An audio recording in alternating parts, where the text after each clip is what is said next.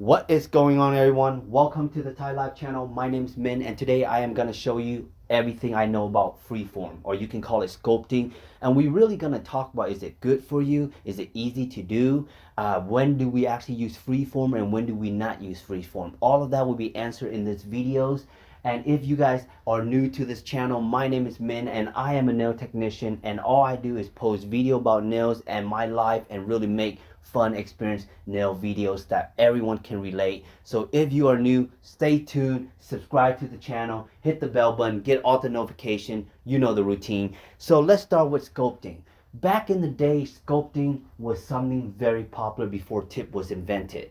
Before tips, all we had was this form, these paper that looks like foil, and we lay it under the nails and we extend with the acrylic. That was very popular until tips starting to develop, and when tips starting to develop, everybody started using tips, and all of a sudden in the year 2000 everyone was doing tips and nobody was talking about free forms.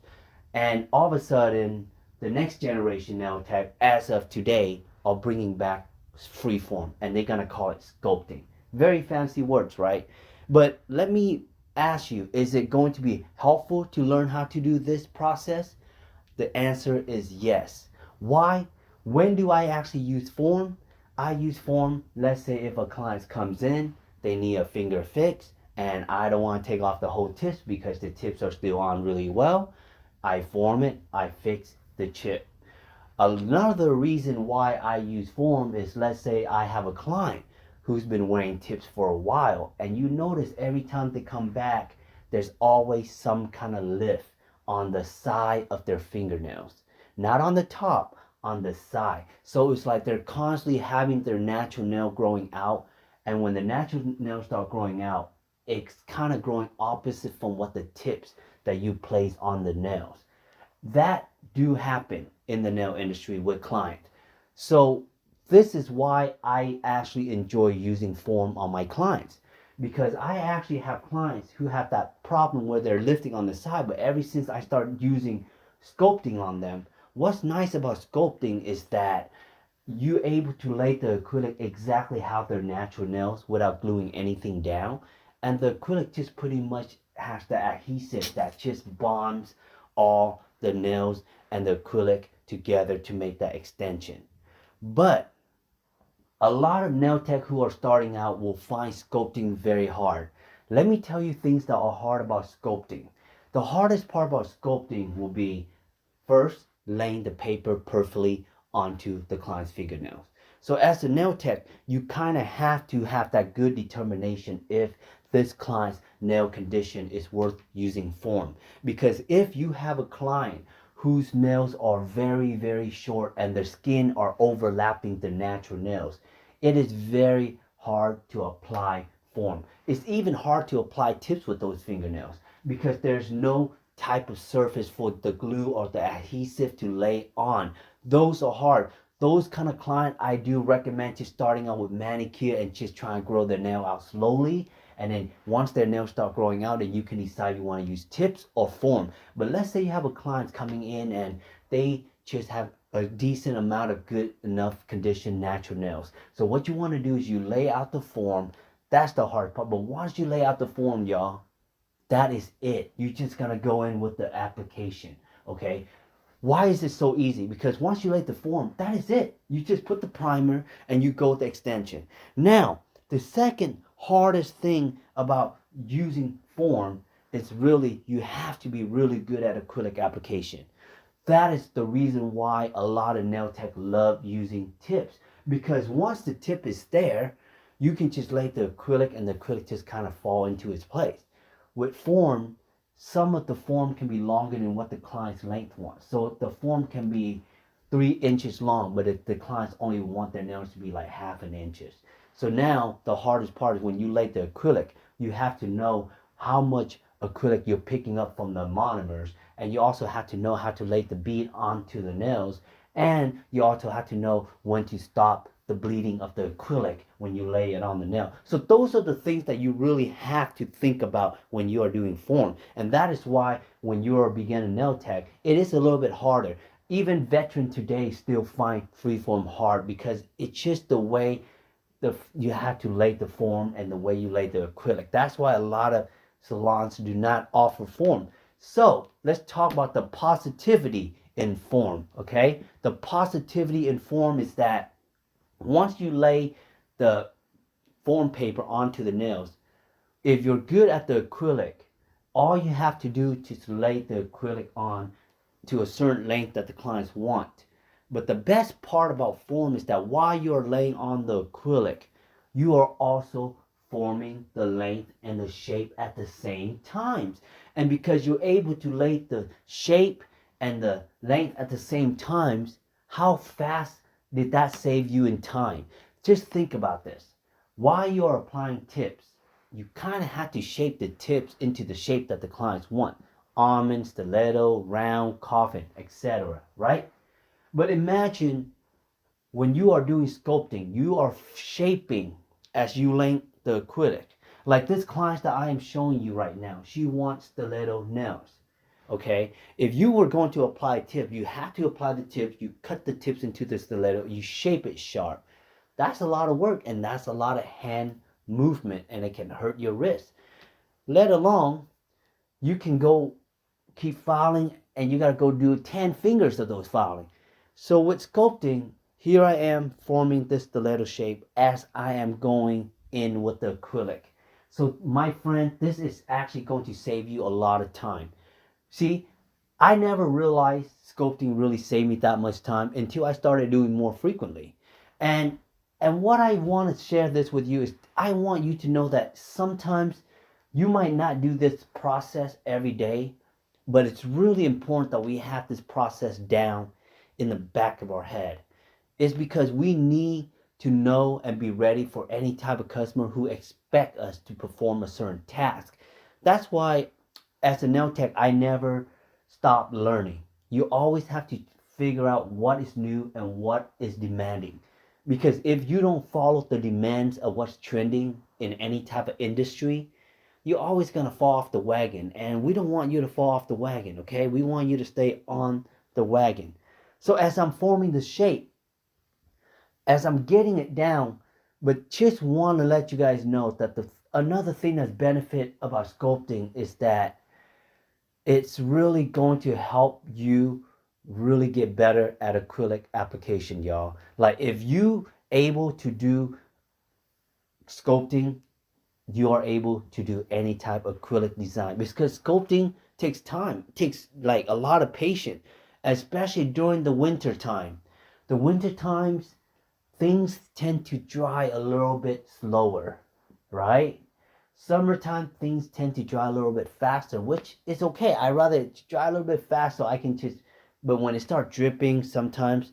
So how do I apply acrylic on form? Let's talk about that. So you guys all understand the benefits and the pros and cons.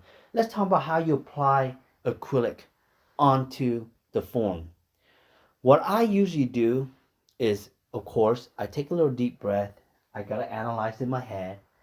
And then the first beat that I pick up, I always tell myself, I'm not picking up a big beat yet.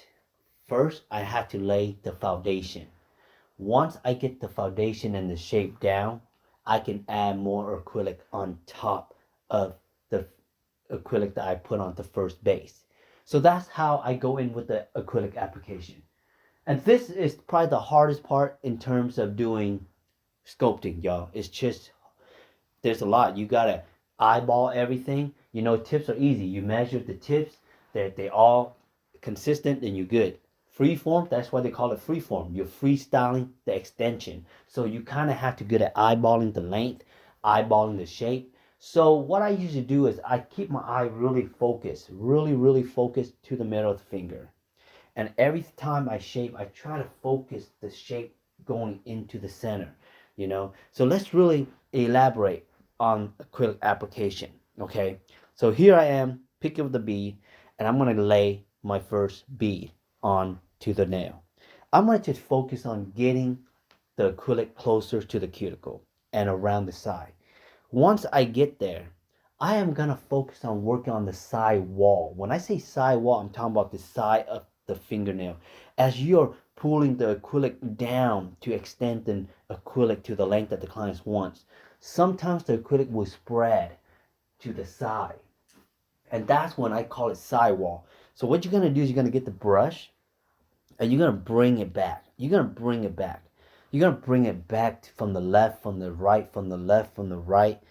And then, of course, as you can see, this client, she wants the little shape. So we're going to go ahead and bring it in. At this moment right here, I'm not going to try to dip my brush into the monomer too much due to the fact that I don't want my acrylic to be drippy. Once the acrylic is laying on the form, the goal is to keep that acrylic at a perfect consistent level where you're able to move the acrylic without making the acrylic too drippy. Because once it's too drippy, it's going to be very hard for you to keep forming that shape. So the goal is just brush it slowly. Once you get the first base and the shape down, like once you get to the shape and the base down, what you want to do is you want to slowly add a second layer of acrylic onto the nails. Now you can focus on creating an apex. You can creating that nice thickness that accordingly to the client's length and nails. That's what you can do on the second coat of acrylic, and just focus on the shape. So throughout this process right here, like I say, I'm just focusing on the shape, and all I focus on is really making sure the shape is nice. But once it's dry, y'all, you just take it off and look at this. Look at how it's already formed. But be very careful when you are removing the form, because if the acrylic is still wet, you can ruin the base and the extension, and you don't want to do that. That actually happens to me before. So if you want, tap on it, make sure it's dry, because it's winter time. Like I said, during the summertime you might not have this problem, but summer, winter time, a lot of times I tell you, acrylic takes a little bit longer to dry. But other than that, once you remove it, you guys, look at the shape. And now what you can also do is, hey, now I got the shape and the extension, and I feel like this client needs a little bit more acrylic onto the nail. Let's go ahead and go back in with the acrylic. So that's the easiest way to do it without pressuring y'all, because I know y'all see a lot of videos where people just do like one ball method on the freeform. You know what? I don't really care about how many ball I'm using. What I care about is the overall thickness, the shape, and I'm caring about how the nail is forming on the client's fingers. That's all I care about, because the clients, you know, they don't know if you're using 1B method, 2B method. They don't. All they care about is the finishing result. So you as a nail tech, just trying to make it work. You know, like flow, go with the flow. But at the end, y'all, I'm telling y'all, this process is really easy to do. And if you find this process going to be easy after watching this video, please give me a thumbs up, subscribe to the channel, and share this video. Please share this video.